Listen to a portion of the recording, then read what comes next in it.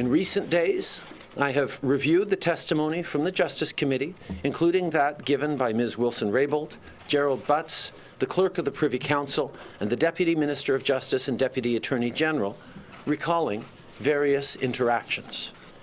Each of these interactions was a conversation among colleagues about how to tackle a challenging issue. Each came at a time when my staff and I believed that the former Minister of Justice and Attorney General was open to considering other aspects of the public interest. However, I now understand that she saw it differently. What has become clear through the various testimonies is that over the past months, there was an erosion of trust between my office, and specifically my former Principal Secretary, and the former Minister of Justice and Attorney General. I was not aware of that erosion of trust.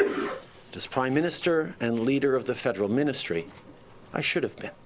Scott here, just recording this briefly, morning of the 7th, shortly after the Prime Minister gave his anticipated press conference that we mentioned during the main segment of recording. Recording this on my phone, so hopefully the audio quality is not too bad. So what we got was a press conference that amounted to not a huge amount. He didn't accept responsibility, not much will come out of this. So he starts off and he does confirm that he mentioned he was the member for Papineau, but says it was done in a non-partisan way, because he was so concerned about the local jobs.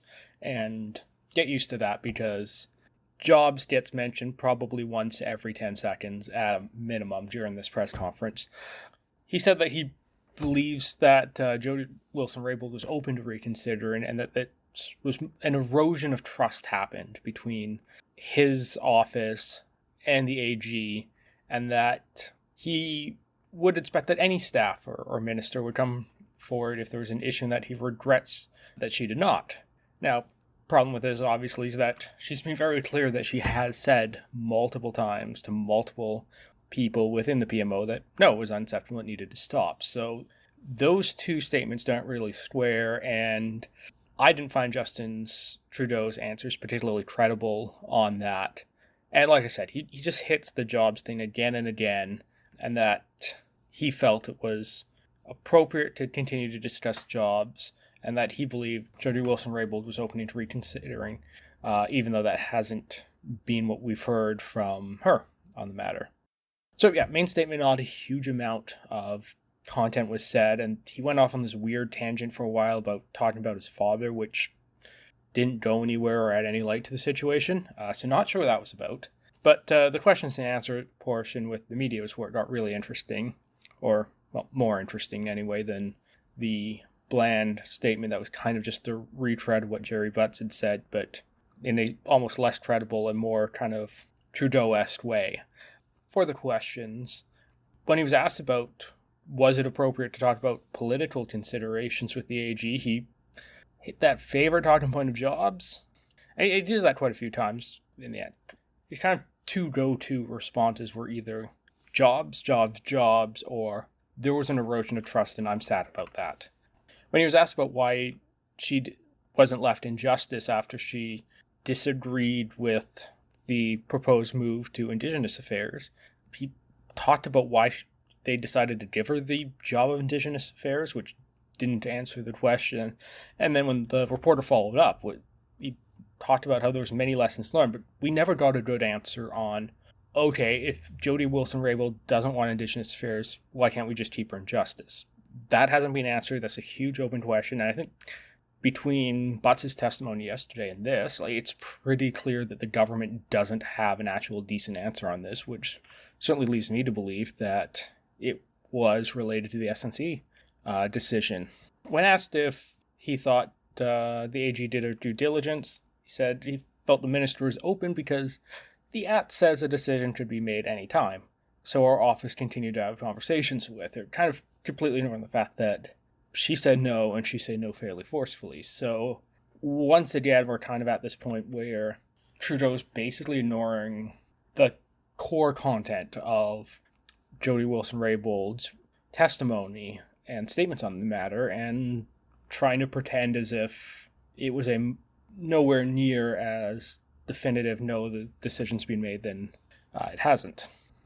And similar to Jerry Butts, he also indicated that he was only kind of recently brought aware with it of the finality of the AG's decision once this controversy is erupted, which once again doesn't seem all that credible given the very forceful and direct statements that the AG and her staff have given on the matter, and have said to have given to the PM and his staff.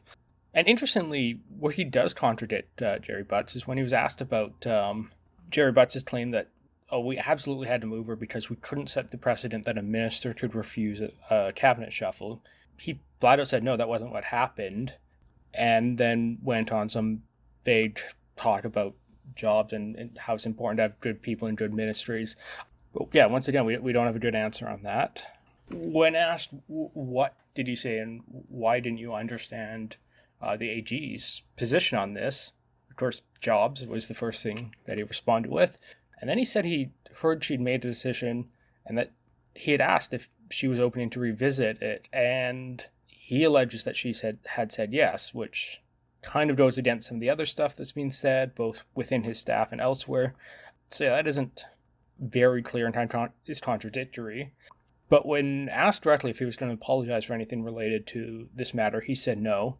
And when pressed on where the 9,000 job loss number came from, the same questions that Elizabeth May was asking in committee the other day, his response was, he heard from various sources, but most notably including SNC-Lavalin. So seems fairly clear from this that SNC-Lavalin basically said we would have to do that. It was their worst case scenario, but it's pretty clear that this is a bit of fear-mongering on SNC's part to try and convince the Prime Minister to act, and it appears to be successful in that way.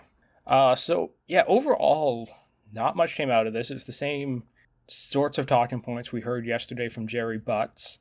And what I think is particularly concerning is that, A, he isn't really engaging with the core substance of Jody Wilson-Raybould's statements and the very clear statement that, no, it's not appropriate to discuss this, and that they needed to stop. And I think perhaps most disturbingly is this is kind of continuing the talking points and the efforts to normalize this sort of routine interference, or at least routine pressure and discussions from political people, whether they are elected politicians or political staffers, to the Attorney General over prosecutorial matters.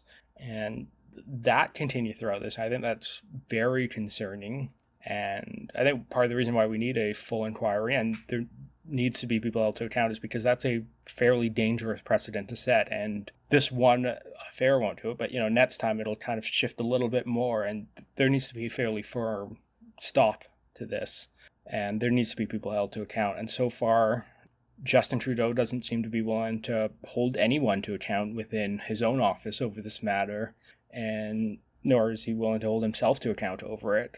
So overall, this didn't put anything to rest, and we're going to have more questions going forward, and this won't end now. It's going to be continued to, I think, drag on for weeks and months, just based on what's being said and how the Prime Minister hasn't actually taken any responsibility on the matter.